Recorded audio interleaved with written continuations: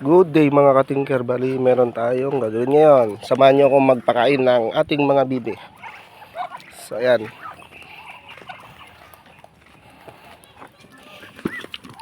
Ay no.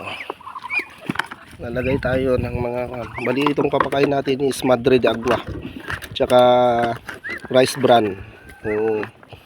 Tuyo tawag sa amin dito. Darak. Darak ng palay.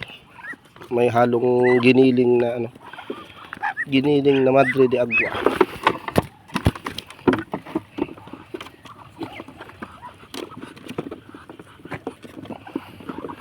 So ayan, tignan mo, gustong gusto nila. Basta pang nasanay sila sa organic, makakatipid ka talaga.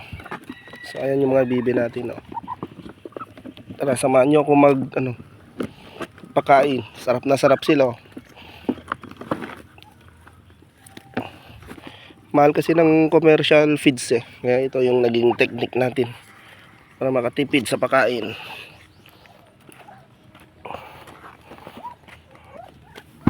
Lagyan din natin dito sa kabilang pakainan para hindi sila magsiksikan sa kabila.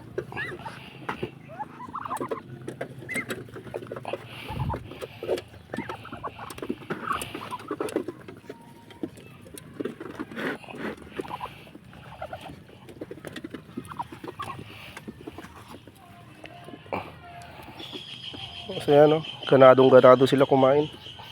Kahit ganyan lang yung pinapakain natin, organic. Lagyan din natin dito. Para kasi minsan nabubuli yung iba. Nabubuli yung iba sa ibang pakain. Mas maganda yung iwa-hiwalay. Para yung mga nabubuli, pwedeng dito kumain sa malayo. Yan.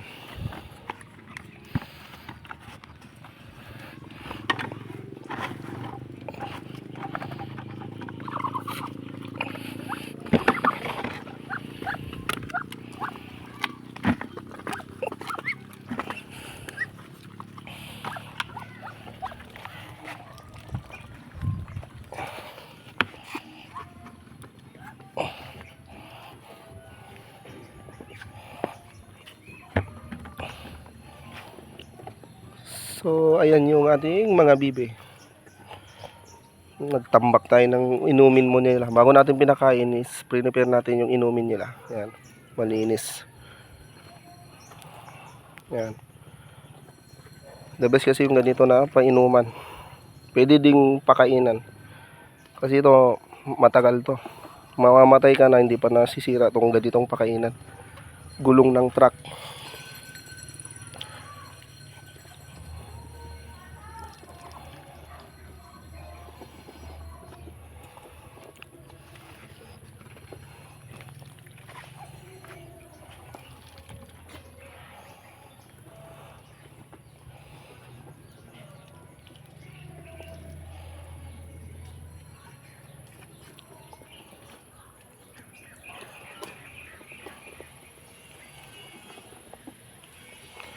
So ayan, naglinis tayo dito.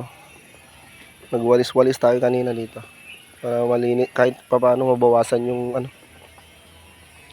dumi dito sa ating kulungan. Bali okay na okay naman tong nila. Kulungan nila. Yan, malawak siya. Gandun.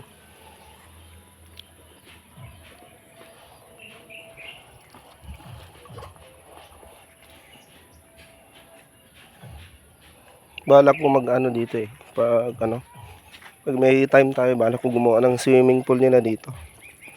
Para pag drain mo siya, diretso na dito sa baba. Kasi to eh, parang bangin siya. Yan, lalagyan ko siya ng pag-drainan.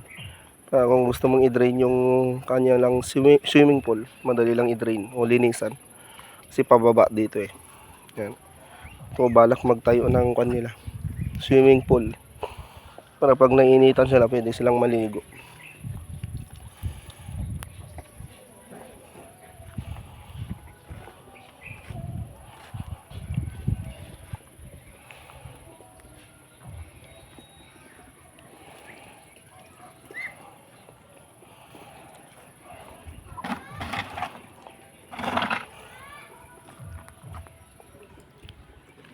Bali, ang natin is nagdagdag ako ng ito, barako. Bali, ano to 27 pieces to na pato. 27 pieces sila. Tapos ang inahin natin, 27 kasama to yung ganito. Yung may dalawa kasi akong maliit na ganyan. Kung hindi mo dalawa sila, bali 25 lang yung ano, yung malalaki na talaga. Sa 25 na yun is meron siyang ano, ilang barako? Sa 1, 2, maliit pa kasi isang barako, pero yung talagang pwede nang mag ano, mag breed yan, o kumasta, pwede na siyang kumasta is kung siya, apat sila. 1, so yung andun, ito yung una, 1, 2, 3, yan, tapos 4, yan, bali 4 na yung barako ko. Yan, 4 na barako na ano. Tapos pang 5 barako is ito siya, yan, pero maliit pa. Yan, pati 5 barako, pero 4 lang yung pwede nang kumasta. Yan, the best din kasi yung ano, marami ding barako. Yun lang kasi medyo magastos sa patuka, pero the best siya. Pag marami kang inahin, mabes yung maraming ano rin.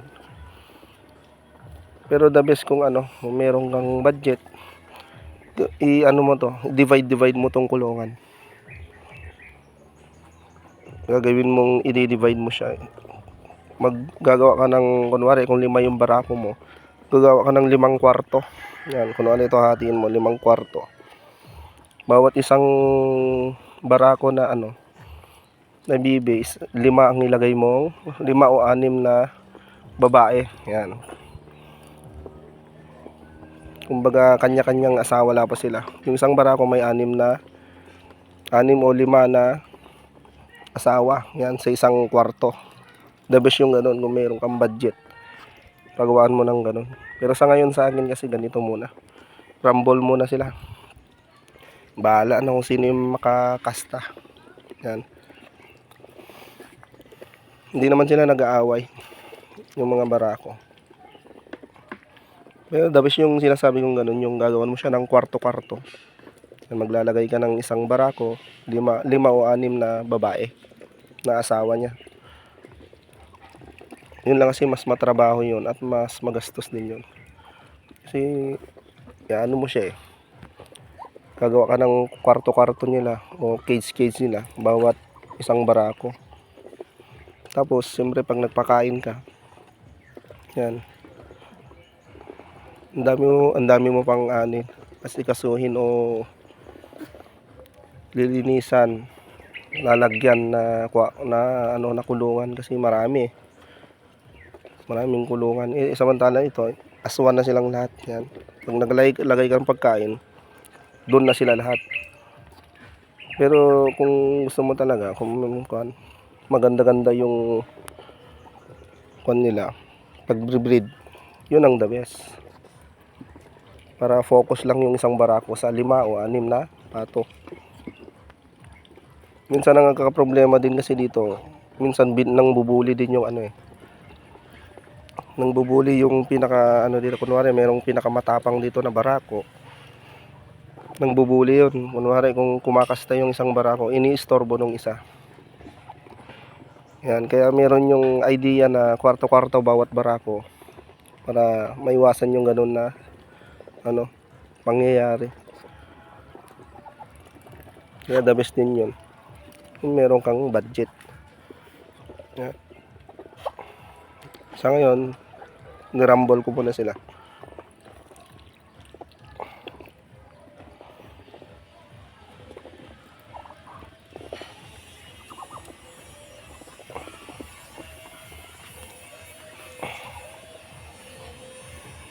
So ayan malapit na nila maubos yung mga kinakain nila.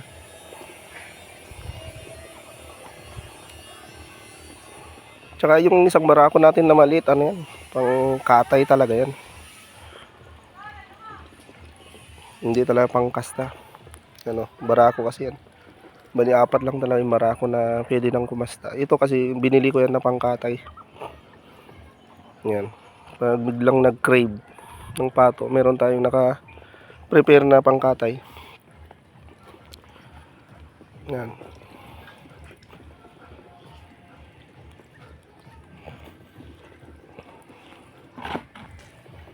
May bali dito sa ano natin, may nangitlog na ano. Nangitlog na native na manok. Yan. Oh, mayroong nangitlog. Native na manok yan. Nakiagaw dito sa ano, paitlogan natin dito sa pato.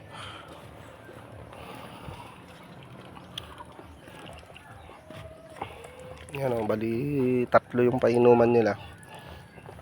The best kasi pag marami lang silang tubig, kasi mahilig sila sa tubig.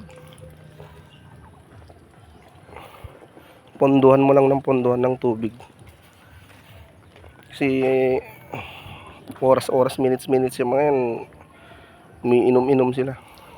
Ganyan talaga yung mga bibi, kaya dapat merong nakatambak na tubig. Yan.